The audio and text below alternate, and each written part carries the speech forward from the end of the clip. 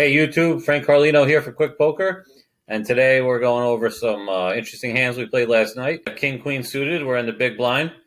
We have an opener to just two big blinds, kind of like a min open, and I like to 3-bet. I don't think he's that strong, so I'm comfortable 3-betting the King Queen suited.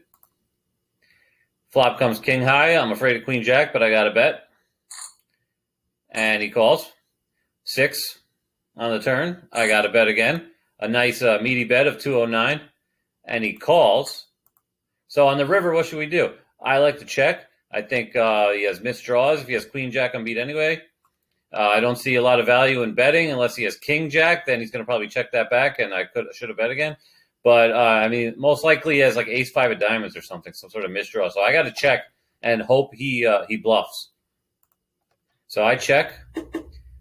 And he decides to check the Jack 8. He didn't bluff, but still, perfectly played hand. If I bet and he folded, it's the same amount of money. We got to open over here to 3 big blinds. We got a call from the small blind, and I like to 3-bet to $1.70, which is a pretty big 3-bet sizing. And the original raiser folds, and the small blind just calls. Now, when the flop comes Ace 9-9, I like to actually check this back because if he has a 9, I'm beat anyway. I can't really get outdrawn because there's a pair on the board. There's no flush draw. This is a nice check spot in position.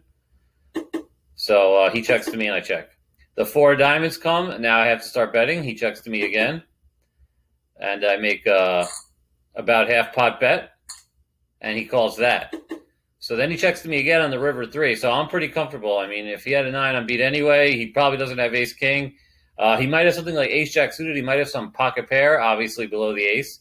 So I'm going to bet 370. He deliberates, and he winds up calling with, I don't know, maybe a pair of jacks that he didn't want to fold pre. So that's a good no check back by me on the river. I mean, sometimes people slow play Ace King to the high heavens. I still got a bet, and I'm happy I got value on the river. We have the beautiful Queen Jack of clubs. So this is one of my first bigger pots. I actually see a min open, and I play a bit passively pre, and I just call, which I don't love, but I did it this time. So, I mean, I got the button. I could have 3-bet, but I just didn't. My stack was too short at this point. So the initial raiser is going to put out a pot-sized bet. His range screams Ace King, possibly pocket aces. I don't know, even a King Queen, but it was a min open. Some people do that because they want to get re-raised pre-flop. So we don't really know exactly what he had, but I obviously am going to call. I'm not going anywhere. Everybody else folds. So now we bink the club on the turn. Now we got a flush, and he checks. So since I'm in position and he checks, basically saying, oh, I bet the flop and check the turn. I'm afraid of the card. I don't have anything. He's basically holding out a sign that says that. So now since I'm in position and I have that advantage, I can just be like, oh, you don't have anything? When he checks, I'll just check. Now there's a 4-liner out there. He probably doesn't think I have many 3s in my range, but he checks again. And I just decide to jam. So he obviously can't beat a straight, can't beat a flush. And as you can see, he calls anyway. And my jam was an overbet. So you can watch that again. So I don't know what he's doing calling. I mean, like I said, people call, so bet it all. He can't beat anything on the river, like literally.